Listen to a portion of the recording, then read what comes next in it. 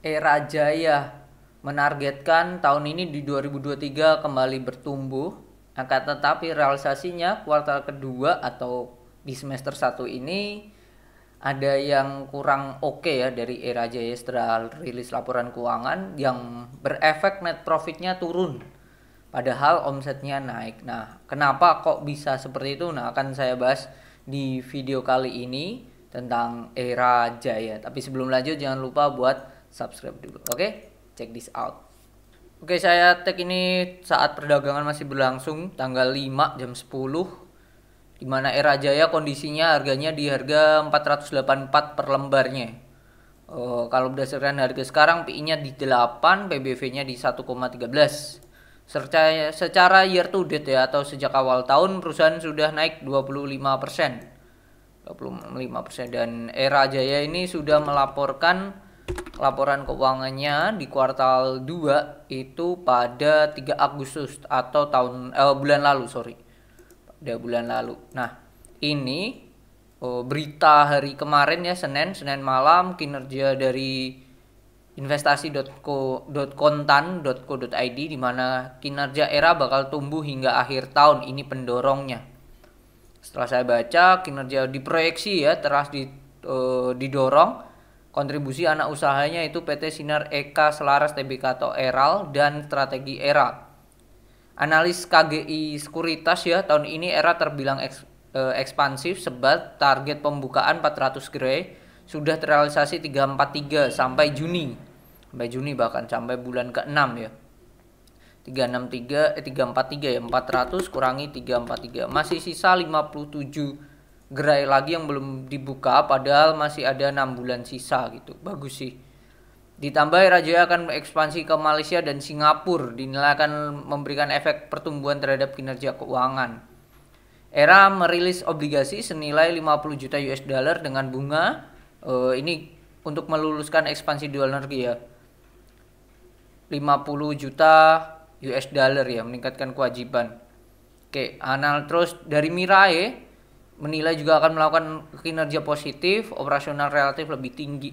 Nah, ini terus ditambah lagi di sisi lain terdapat bahaya inflasi akibat El Nino. Harga BBM yang meningkat di awal September. Oke, ini at least ini dari RHB Sekuritas ya, menambahkan katalis positif strategi perseorangan dalam memperkuat hubungannya dengan merek Infinix dan Tecno. Nih, sebab kedua merek tersebut agresif mengisi kekosongan peluncuran produk baru untuk segmen menengah dan bawah dari Oppo, Vivo, Xiaomi, dan Realme. Oke, apalagi katanya sebesar 80% produk dari dua merek tersebut adalah smartphone dengan harga kurang dari 3 juta.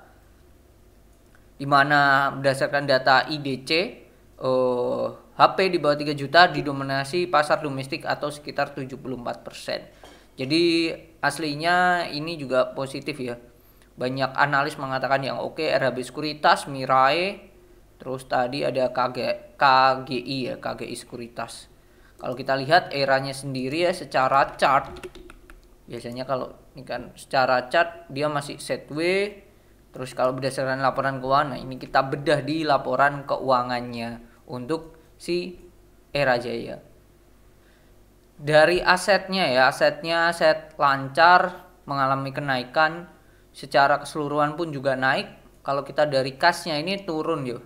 Dari akhir tahun itu di angka ini dalam ribuan miliar, ribuan juta miliar, 1 triliun, sekarang hanya 496 juta miliar, sorry. Turunnya hampir 500 lebih ya, gede banget gitu. Persediaan mereka 8,5. Nah, ini kita lihat ya persediaannya dalam bentuk apa. Kalau persediaannya dalam bentuk smartphone bagus sih, berarti tinggal dijual, dirilis aja. Nah, kita lihat ya. Oke, ini ada telepon dan seluler. Oh, gede juga ya tadi ya. Telepon seluler dan tablet 6,6 T. Lalu komputer dan peralatan ini 400. Yang terbesar kedua adalah aksesoris dan lain-lain. Itu sih. Ntar kita naik ke atas lagi. Era udah, terus kita ke liabilitasnya. Nah, ini yang PR ya. Liabilitasnya dia punya 5T. Utang bank jangka pendek ya, dan ini jangka pendek. Terus yang utang jangka panjang tapi jatuh tempo kurang dari 1 tahun, mereka ada 441 M. Jadi kalau di total mereka ada hutang hampir 6 triliun ya untuk jangka pendek. Gede banget. Gede banget 6 triliun. Terus utang kalau untuk jangka panjangnya mereka ada 500 M ya. Jadi ini yang memberatkan di jangka pendek memang utangnya ya. Sebesar hampir 6 triliun sendiri ya. Kalau kita cek di note ke berapa ini? Note 16 lah ya. Di note 16 untuk utang jangka pendeknya. Nah, ini. Oke. Pinjaman revolve. Nah, ini 4,4 sendiri itu dari Bank BCA 2T, lalu di BCA ada 2 ya. Ini perusahaan hanya utangnya hanya 2,2 aslinya. Sisanya itu 2,2 sama itu untuk entitas anak. Terus untuk utang bank jangka bentar. Oke, udah. Nah, ini yang jangka panjang ya. Untuk jangka panjang itu netnya adalah 1T ya, 1T. BCA 900M sendiri. Gede juga nih. Dimana imbal bunganya yang ditetapkan adalah sebesar bentar. KI, pinjaman KI berdasar ini di sini 7 ya, 7,5 sampai 7,7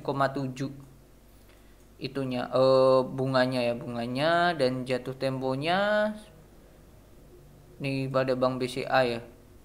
Iya, kepada Bank BCA. Itu sih. Dan itu jangka pendek ya. Nah, itu yang menjadi PR sangat terdekat ya, itu sangat berat sih menurut saya. Oke, karena kalau dengan kasnya doang ya, kasnya doang tuh hanya 400 M, jadi masih nggak kuat gitu untuk nutup itu. Tapi persediaannya oke banget, 8,5 gitu. Kalau kita cek di note bentar persediaan. Kita cek persediaan. Tadi ada yang diasuransikan nggak? Kita cek persediaannya tadi yang mana paling banyak adalah telepon seluler. Oke, ini resikonya mengasuransikan persediaan risiko kebakaran dan risiko lainnya. Nah, ini ada ya, ada diasuransikan ya persediaannya ya bisa. Oke, itu cuman PR-nya ya itu mereka hanya kasnya kecil ya dengan hutang yang begitu besarnya. Kalau lihat dari ekuitasnya ya, ekuitasnya untuk saldo laba yang belum ditentukan penggunaannya itu 4,8. Nah, ini bahkan untuk bayar hutangnya masih kurang ya. Masih kurang banget. Itu yang jadi tekanannya ya, jangka pendeknya ya, kurang dari 1 tahun loh, itu berat. Nah, ini terlihat ya, omsetnya ini naik 28T, hampir 29, sedangkan sebelumnya 23. Jadi adanya kenaikan aslinya. Aslinya ada kenaikan sebesar 23.399. Ada kenaikan 23%, tetapi secara net profit perusahaan ini turun. Sebelumnya 500M, sekarang 458M doang. Kurangi 458 dibagi 507 kali 100. Itu hanya 9%. Hanya 9%. Nah, itu PR-nya ya. PR-nya. Nah, ini yang membuat kegerus. Kalau kita lihat ya, beban pokok penjualannya mereka juga gede sih. Jadi ini udah 3T, tapi ini masih naik ya dari sebelumnya. Kalau laba kotornya, laba brutonya itu kenaikannya sebesar bentar. Kalau tadi omsetnya 23%, ini sama 27, hasilnya tidak tergerus banyak beban pokok penjualannya. Cuman yang besar itu mungkin wah, ini naik gede gini, beban penjualan dan distribusi, beban umum dan administrasi, ini juga PR banget ya. Ditambah ini biaya keuangannya mereka naik banget 265M. Jadi yang berefek pelaba sebelum pajaknya hanya 677, turun drastis dibandingkan sebelumnya. Sebelumnya ya bukan drastis sih, 3%-an kayaknya. Sebelumnya 707 dibagi 707.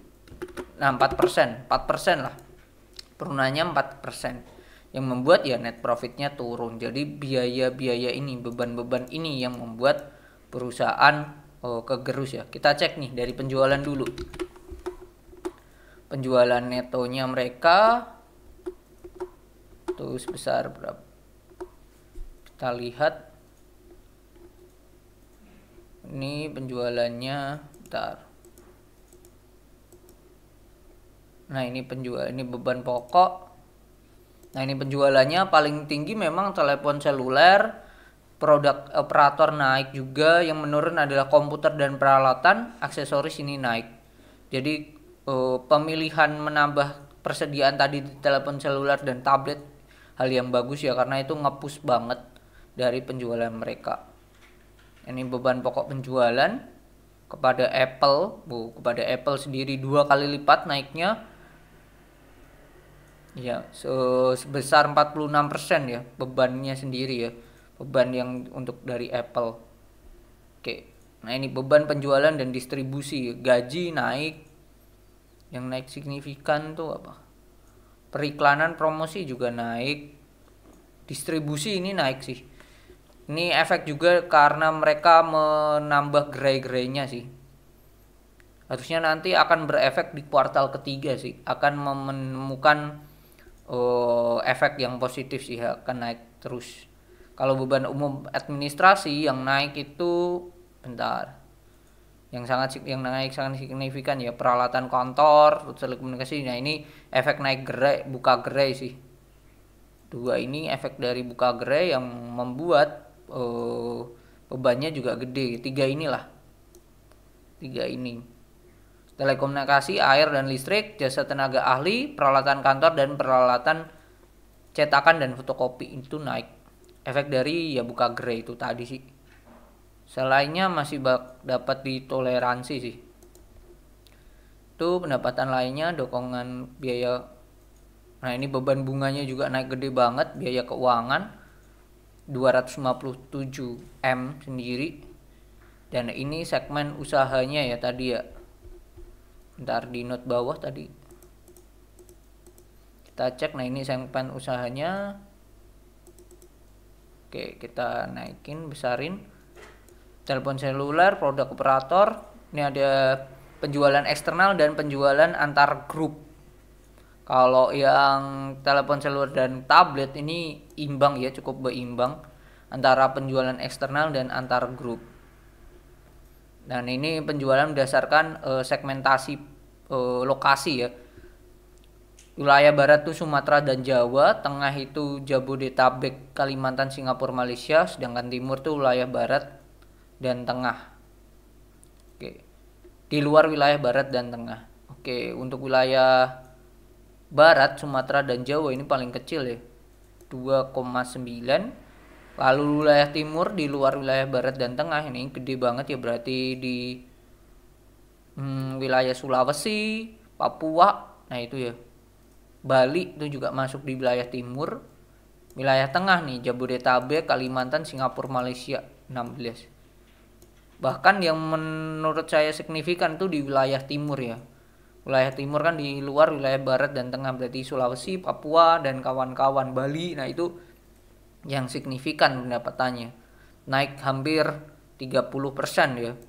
9403 kurangi 6514 bagi ya 44%, bahkan hampir 50%. Itu yang membuat perusahaan bernaik omsetnya ya, naik ya, terutama di wilayah timur tadi yang bagus sih. Itu sih dengan kondisi yang sekarang, case statistiknya masih 8, PBV-nya masih 1,13. Bagaimana untuk era? Secara kesimpulannya ya, yang menjadi PR utama itu hutang jangka pendeknya.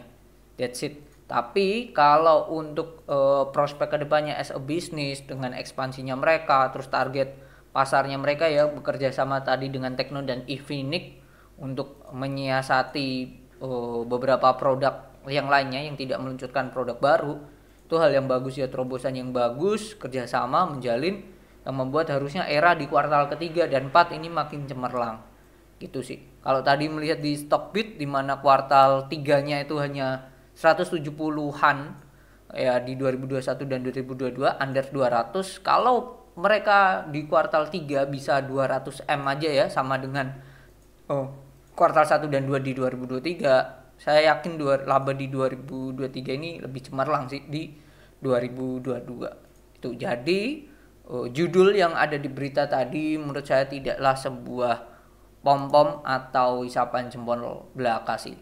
Tetapi juga tadi ya, kuartal kedua ini adanya penurunan cuman tidak minor, efek dari kenaikan beban-beban itu.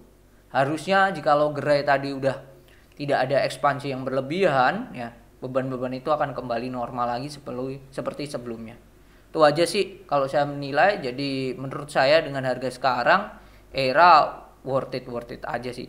Dan mungkin target di 550 600 itu harga yang wajar ya, harga yang make sense untuk si Era Jaya. Oke, mungkin itu view saya. Jika ada perbedaan boleh tulis di kolom komentar. Boleh juga request sama apa yang mau dibahas. Oke, see you on the next video. Bye bye.